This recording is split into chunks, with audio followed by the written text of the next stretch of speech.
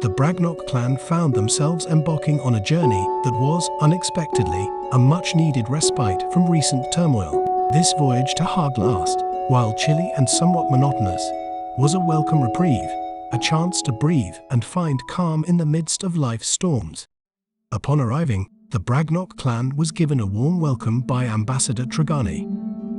The group of divination priests and priestesses who are called the Oraculum borrowed the dimensional loop to study it in preparation for the ritual of finding. You were brought to Shireen and Nelian's old quarters, realizing they have been untouched for the past 5 years. It is a single-room dwelling, but it has a nice view of the waterfall, and additional carts and hammocks have been set up to accommodate the family. Roland notices that even now, 5 years later, flowers are still left on the stoop for Nelian, who gave his life defending the city. The first few days are very tranquil. Roland has heard much about their culture, but never really spent enough time here to experience it. The children have integrated well with the locals since they have recently started to learn the common tongue. Mori still gets up early to train, and you notice a few times hanging around and even sparring with some of the Dragonal riders who are eager to teach her. She has taken particularly to a dwarf named Vola, whom the others call Valkyrie. Ro has made some friends, and they like to go swimming in the frigid water and visit the bonfire near Enderath's cairn to hear stories of the great dragon's long eventful life. After 5 days, you are informed that the Oraculum has finally prepared the ritual, and you are invited to watch.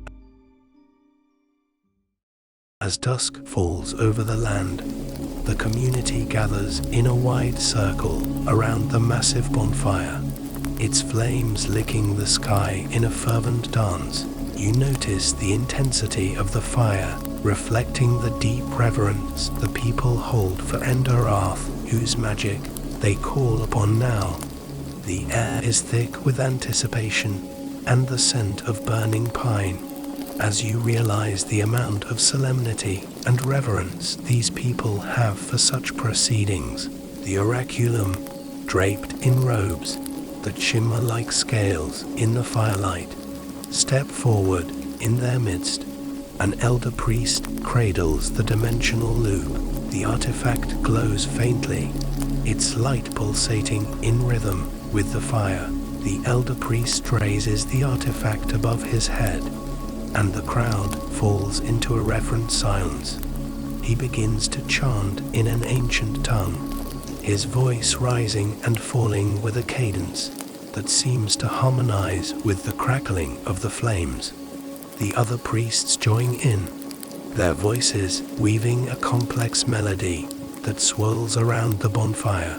As the chant reaches its crescendo, the elder priest thrusts the artifact into the heart of the flames. For a moment, nothing happens, and a tense hush falls over the crowd. Then, suddenly, the bonfire erupts into a brilliant pillar of fire, so bright that it's almost blinding.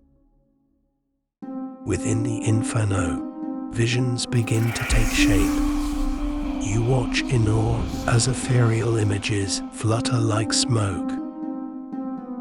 A once beautiful city crumbled to absolute ruin. A castle at the bottom of the ocean, glowing and bustling with finned beings beneath turbulent and treacherous waters.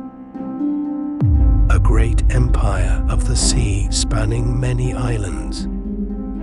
These visions, you realize, are showing the locations of the other components of the artifact as quickly as they appeared. The visions dissolve, and the fire returns to its normal state. The crowd erupts into murmurs of wonder and speculation. The Oraculum seem equally awed, their eyes wide with reverence and perhaps a hint of fear. They know, as do you, that the path ahead is fraught with danger and mystery. The elder priest retrieves the dimensional loop from the fire.